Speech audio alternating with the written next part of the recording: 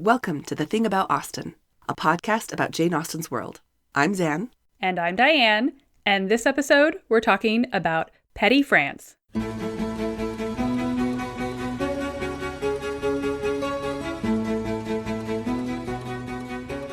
We are starting with Northanger Abbey today as Catherine and the Tilneys pack up their things in Bath and set out on their journey to the Abbey.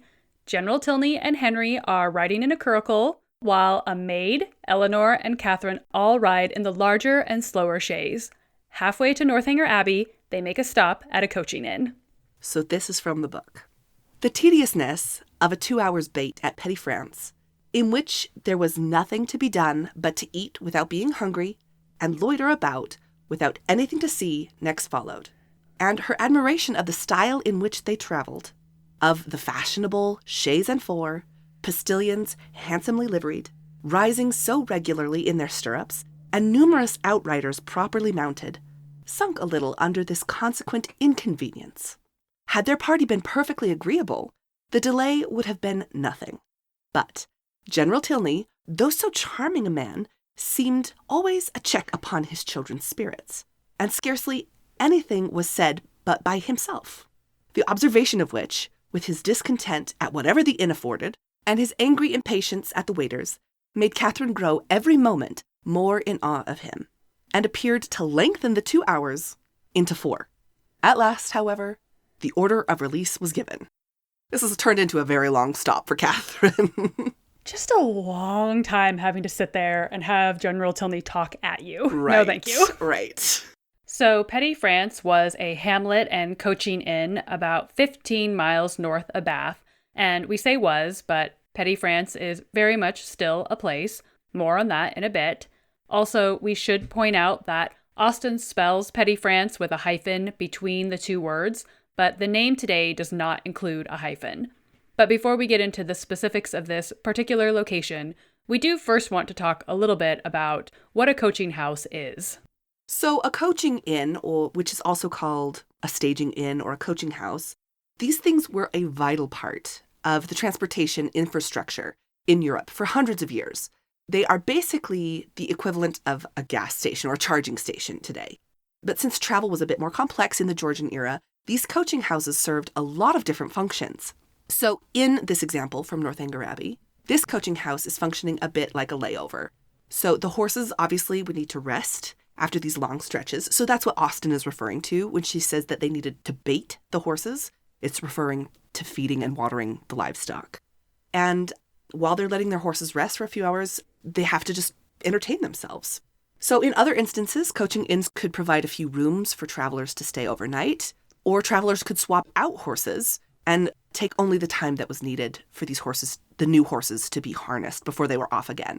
So these coaching inns really have decent stables, plenty of food and drink, and a few available rooms to rent. Very complex but important parts of the industry of travel. Yeah, it's like a hotel/restaurant/gas station for travelers of this time. Yeah. And because these inns were essential for any kind of travel, they were generally available in any given town or establishment along your main roads. And they were somewhat strategically spaced out, so a traveler would rarely have to go more than somewhere in the range of 7 to 10 miles before coming across another one. According to Deirdre LeFay in her book, Jane Austen, The World of Her Novels, this was during a time when journeys were completed at an average speed of 7 miles an hour, either on horseback or in a carriage drawn by one or more horses. So you weren't exactly covering ground swiftly, which means you really wanted these amenities to be conveniently spaced out. Yeah. And because they're so important and essential to this kind of infrastructure, there were actually a lot of printed guides that came out during this time that had materials that really describe which coaching inns are available along which routes. So in one of these printed guides, titled Mog's Pocket Itinerary of the Direct and Cross Roads of England and Wales with Part of the Roads of Scotland, again, we always love these titles. This one was published in 1828, but they specifically describe the Petty France coaching inn as a house that you would stop in if you're traveling from Bath to Nottingham, or from Bath to Gloucester, or from Bristol to Oxford. So it's specifically mentioned on those very direct routes. I love that they had the equivalent of Lonely Planet or whatever back in the day. Plan your trips, you know? Who needs Google Maps? Come on. You've got Mog's pocket itinerary. That's right. Petty France is a small hamlet in South Gloucestershire. Its name, at least according to one theory, is derived from Huguenots who emigrated there during the time of Henry VIII. There is another theory that the town's name derives from it being in such a remote location. So it's anybody's guess, really. Mm-hmm. There's also a street name in London that is also called Petty France. So if you look it up, you may see, both of these locations popping up. The Petty France Coaching Inn still exists as the updated Bodkin Hotel. The building was built in 1671 as a coaching inn that served the Bath-Gloucester route, but the house was extended and upgraded further in the Georgian period. According to the hotel's website, this is the coaching inn that, quote, provided sustenance to many famous guests, including Jane Austen, who remembered her visits in her novel Northanger Abbey. So, making the connection there. Absolutely. So, let's break down this traveling scene in Northanger Abbey a little bit more. This is really actually a kind of an uncomfortable stop for Catherine for several reasons, not least of which is her desire to just get to the Abbey as soon as possible. She's been fantasizing about this, and she just really wants to get there. But according to Dean Cantrell in his article, Yes, There Is a Petty France, he states that the reason for what must be an uncommon delay becomes clearer upon some calculation. And so here we go into some of the deep data breakdown, which I confess is one of my favorite kinds of nerdery. Zan loves a map. She loves to triangulate. I do. I'm not even sorry. It's just I love this. She loves coordinates. So we do know that the entire trip from Bath to Northanger Abbey takes about 6.5 hours. So they set out shortly after 10 a.m. and they arrive at the Abbey, according to the General, within 20 minutes of 5. So, I can't tell you how much I love Austen's attention to detail and mapping in this novel. It's every little nerdy thing my heart desires. What was so fun about it is that you could, if you wanted to, basically recreate this whole day. It's so true. Taking out the 2-hour stop at Petty France, the time on the road was only about 4.5 hours. That means, according to Cantrell, the General's chaise makes a disappointing 6.6 miles per hour. And so what that means is that it would have arrived at Petty France a little past 12:15 p.m.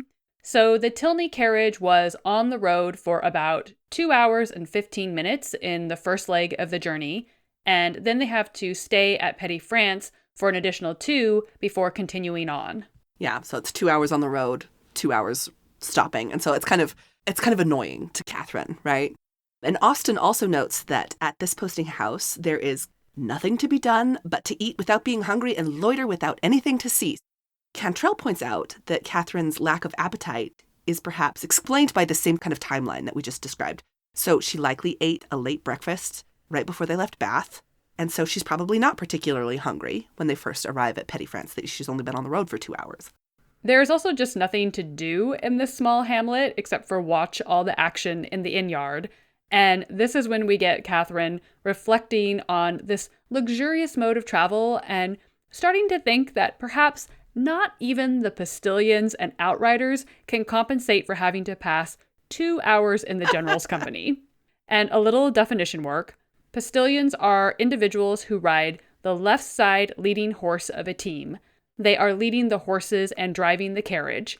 Postilions are there in lieu of a coachman who would ride on the actual coach, something that a sleek chaise is not designed for. And outriders are individuals who ride in front of or beside the carriage as a kind of escort or guard against highwaymen. So they've got this whole entourage with them. And Catherine is stuck at this inn, realizing that she could have been making her way to the Abbey much faster if they didn't have this entire crew of horses and outriders that they need to be watering. Well, and Catherine's like, we don't need protection against highwaymen. I mean, bring it on. Bring it on. I'm hoping that that's going to happen. Oh, dear. I just love her so much. I know. She's so delightful. And can we just actually take a moment to point out that Catherine is mildly ogling the postilions while she's waiting. She's like, the postilions, handsomely liveried, rising so regularly in their stirrups. She's just admiring those postilions. I would say that Catherine, She has a keen eye for detail. That is Catherine. Okay? And a very active imagination. So, flights of fancy abound. This whole pomp and circumstance is also very revealing about General Tilney's character. He is determined to show off as much as possible to Catherine because he believes she's the heiress to the Allen's fortune. So, he's being a little ostentatious here. And also I think it also just signifies his level of wealth. This is the way that a man of his station would probably travel. But extra bonus for making sure that Catherine really sees, like, hey, right. You see all this? He's definitely showing off a little bit. And then, of course, just like droning on while they're at Petty France. So, he's the reason everything is so awkward and uncomfortable during their stop. Yeah. Well, and he's also being a grump, right? Cantrell provides this really fabulous breakdown of potential reasons why he's grumpy, because he's yelling at the waiters. He's just nothing's good enough. So Cantrell actually tells us that there's possibly some reasons why he's a little bit grumpy. And they're actually based on some of the finer details about traveling and the travel times that we discussed earlier and the equipment that's needed for this trip. So Austen likely takes for granted the fact that her contemporaneous readers will understand that the chaise and four that the general is using is not only a symbol of his wealth and prestige, but that it is a lightweight carriage that should have been able to travel relatively quickly. Cantrell clocks the pace of the carriage as approximately 6.6 miles per hour, while a post-chaise could actually travel at speeds closer to 7 or even up to 10 miles an hour. So he's not getting the gas mileage that he hoped for, and he is really grumpy about it. Exactly. Cantrell continues, and this is kind of a longer quote from Cantrell, but it's so full of detail, I want to make sure that we get to enjoy it. Cantrell says, "The general wished to leave Bath at precisely 10 o'clock, for he knows he has to get his horses on the road early so as to make good speed and to necessitate only a light bait, or, to stop and feed the horses, at Petty France. The general, familiar with the road, would have known the precise second of the expected arrival, and to have taken 2 hours and 15 minutes for a journey which should have taken well under 2 is mortification enough for his incivility. His discontent with whatever food and amenities the Petty France offered, and his angry impatience with the waiters point to his disappointment, then over his carriage's disappointingly slow performance and his failed intent to impress Catherine." I love that by knowing these details of like, okay, how long should it have taken? What's going on here? That she's able to be like, he was trying so hard to be like, we're going to be so punctual. We're going to get there so fast. Show her how quick my horses are. And it just didn't work out. I mean, in some ways, perhaps not necessarily in how they outwardly express themselves, but showing some similarities in temperament with John Thorpe. Oh, definitely. And expectations of horses and how fast they apparently are supposed to travel. I give the general more credit for like actually understanding all of that, but yeah, there's definitely, I mean, it's impossible to miss all of the like timed horse racing and like my carriage should be able to do this many miles per hour. There's just a lot of guys with some fragile masculinity in this book. It's so true. The short interlude at Petty France ends with Catherine joining Henry in his curricle at the general's behest. So general finally comes through for us. Thank you. Okay. And Catherine determines that she is kind of underwhelmed by General Tilney's mode of travel. She much prefers the curricle as a less cumbersome vehicle, And of course, this has nothing to do with the fact that she's riding with Henry. Of course just not. Admiring like his greatcoat. She's just like so impressed by it all. She's impressed with his greatcoat. She even is like talking about how like, oh, he handles the reins so smoothly. Henry Tilney driving is very hot and she's into it. I love this scene. It's so good. It's so good. We do kind of end with references to how long it would have taken to bait horses if she had just been in the curricle with him. And so we get this passage in the book. "A very short trial convinced her that a curricle was the prettiest equipage in the world. The chaise and four wheeled off with some grandeur, to be sure, but it was heavy and troublesome business. And she could not easily forget its having stopped 2 hours at Petty France. Half of the time would have been enough for the curricle, and so nimbly were the light horses disposed to move, that had not the general chosen to have his own carriage lead the way, they could have passed it with ease in half a minute." So she's just like, Henry drives his curricle so well. This is obviously the way to travel. Just everything about the scene where she's just like admiring the way that his hat sits and thinking about the innumerable capes of his greatcoat. It's very attractive. She is beside herself, and we are right there with her. This is all of her fantasies coming true. It's so good. I'm so happy for Catherine right now. This is everything I ever wanted for her. Austen is doing so much in the scene, right? She's giving us more insight into General Tilney's character. She's giving us more insight into the relationship that he has with his children, because Catherine during the scene is noticing like they kind of shut down. Yeah. Yeah, they're not very comfortable in his presence. It's obviously giving her a great moment with Henry. And it is actually very revealing about the kinds of travel and the modes of travel that are available to her, as well as, like, what are your preferences? What do your vehicles and what does the stop that you choose? What do these things say about you?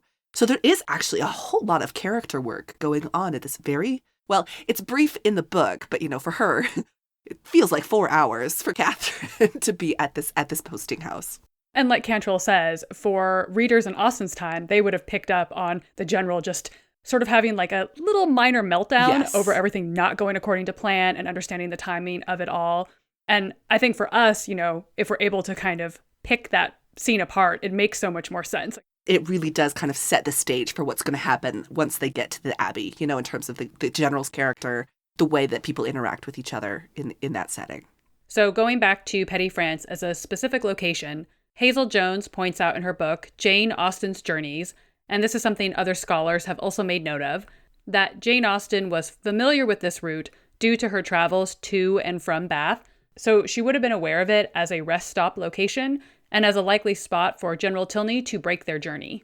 We do get references to other kind of coaching inns throughout her works. I mean, inns come up fairly regularly. They're a central part of the way that any kind of travel works, as we mentioned.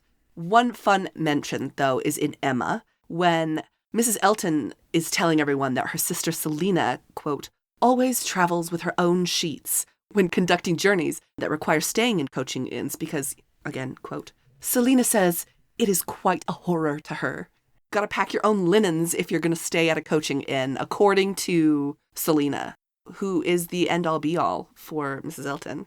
And especially when you're just trying to make yourself seem like you are as great as Mrs. Churchill. Oh, sure. Yeah. She's like, does Mrs. Churchill take her own linens? Because all the cool people are doing that. Exactly. As you can probably imagine, coaching inns are essential to many historical romance, historical mystery. Take your pick of historical fiction set in England during this time. There's probably a coaching inn. Yeah. And if we're talking about romances, this is where you're getting the classic only one bed trope. It comes up with alarming frequency, really. It's concerning how so many of these inns, they do have vacancy, but only vacancy with one bed. One bed only. I mean, at the same time, it does kind of make sense. These aren't like traditional hotels, right? They've got like 3 to 5 rooms. So, I mean, even better when you have to stop, when the stop at the inn was unplanned, but then there's like a huge rainstorm and it isn't safe to travel. So it's like, oh, we have to escape from the rain. And also, yeah, I mean, it's great. I love it. It is a classic, an absolute classic. Well, you can find us on Instagram at The Thing About Austen and on Twitter at Austen_things. You can also check out our website, thethingaboutaustin.com, and email us at thethingaboutaustin@gmail.com. And stay tuned for next episode, where we'll be talking about Louisa Musgrove's fall on the Cobb with Dr. Matthew Resnick. Thanks for listening. Bye. Bye.